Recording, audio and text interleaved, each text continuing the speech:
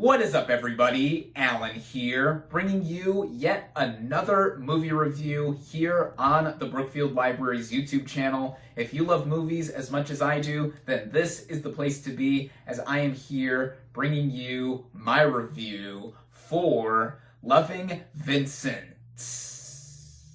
Taking place 1 year after the suicide of the title Dutch painter Vincent van Gogh, the plot of this experimental animated biopic basically follows Armand Roulin, played by Douglas Booth, who is asked by his father, Postmaster Joseph Roulin, played by Chris O'Dowd, to deliver Van Gogh's final letter to his brother Theo, which leads Armand to head off to Paris, France in order to do so, all the while feeling suspicious as to the circumstances of Van Gogh's death and whether or not it was really by his own hand.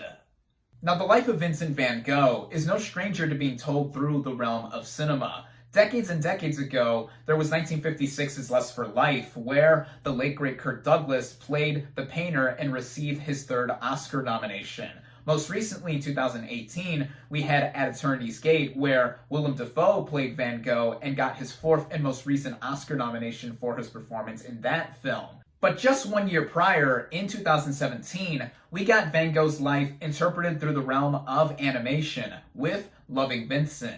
In 2008, this film was initially conceived as a 7-minute short film, but has since spawned into a 90-minute feature-length film and is notable for being the first fully painted animated feature film, which got it a lot of notoriety upon its initial release. This was done through over 100 artists painting 65,000 frames on oil canvases, and this being strung together into the aforementioned feature film. This is a breakthrough achievement in what can be done creatively within this medium. At the 90th Academy Awards 2 years ago, this film was even nominated for the Best Animated Feature Oscar. And that nomination was so well deserved because while we're on the topic of the animation here, in seeing it all play out within motion, it is beautiful. This film literally takes the term "every frame is a painting" that all of us film fans use in describing gorgeous cinematography to a whole new level, because literally every frame of this film is an actual painting. The attention to detail is so immaculate, just on how we see the color brush up onto the actual frame. It is done in 4:3 as opposed to the normal widescreen 16:9 because it's meant to resemble or mimic the way we are actually looking at a painting in real life, which was effective in not just me being so entranced by the color and designs that were shown on screen, but also in getting into the time period that this film takes place in.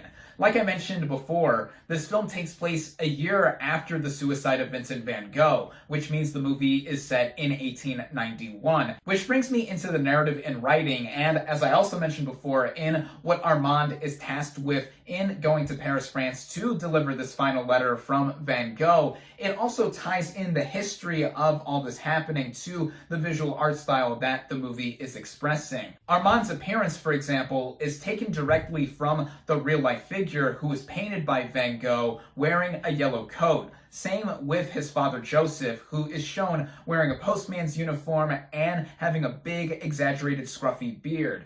And this goes for any real-life figure who is depicted in this film in the style of how Van Gogh originally painted them. Just like with how the rest of the movie aesthetically is trying to tribute and mimic what Van Gogh did in painting while he was alive. This is something that does supplement the movie narrative-wise, and in the way it all does eventually pan out with the story, as simple as it is, it does go into some over-expository elements as well. This is where the movie's short film roots do come into play, as while I feel the narrative is enough to fill up a 90-minute running time, there are moments where stuff is over-explained due to either the characters talking or the way flashback is implemented throughout. The way those moments are shown, it's cool in how they are depicted in black and white, and they show off more of the animation technique that this movie uses, such as rotoscoping, which means that this film uses real-life live-action actors in front of a green screen, but the animation is done over the actual footage. This is something that has been done for many things, not just within movies, but also video games. Go back to 1989's Prince of Persia. And that was neat to see in the movie, showing off more of its uniqueness as an animated film. But the way moments like those in flashback and other explanations are weaved in between make this movie feel more tangled up than it needed to be. Though, I will admit that it did aid in the movie being an interesting take on the legacy of Van Gogh's paintings. And with the man in real life, as he is shown off across the narrative, he was complicated, to say the least. Across the film, it is repeatedly mentioned how Van Gogh appeared mentally weeks before he ended up dying, and I guess that was the intention with the writing and by extension the directing of this film, in making us feel like we are in a whirlwind in a bunch of twisted paths to getting us to understand Van Gogh as a person, because he was very complex and did a bunch of eccentric things while being a brilliant artist and being eventually dubbed the father of modern art. So that is what led me to excuse the movie's nature in overcompensating itself narratively to an extent, because it gave me a lot to think about in the end while basking in how much of a technical feat the movie is. And speaking of this movie technically, one big thing I have to mention with this movie pro-wise is its score by Clint Mansell. He is a composer who has frequently collaborated with filmmaker Darren Aronofsky, and here he has brought in a set of music that is soothing to listen to.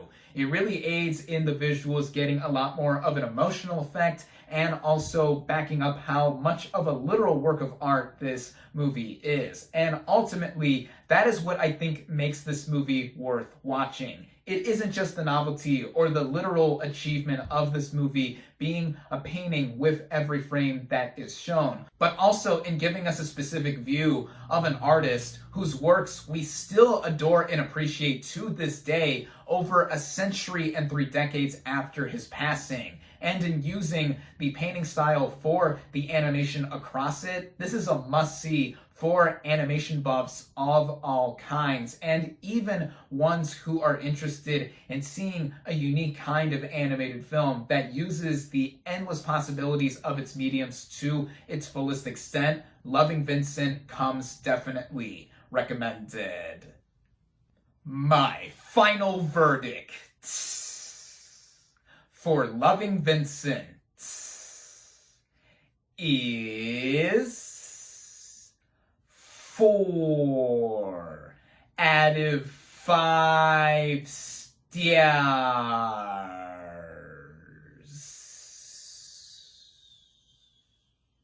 If you enjoyed my review and would like to check this film out, be sure to do so on Hoopla, among other platforms where it is available. Until then, though, thank you all, as always, for watching. Be sure to like this video, comment on what you thought of Loving Vincent, social media links for the Brookfield Library in the description. Subscribe to the channel for more, and I'll catch you on the next movie review.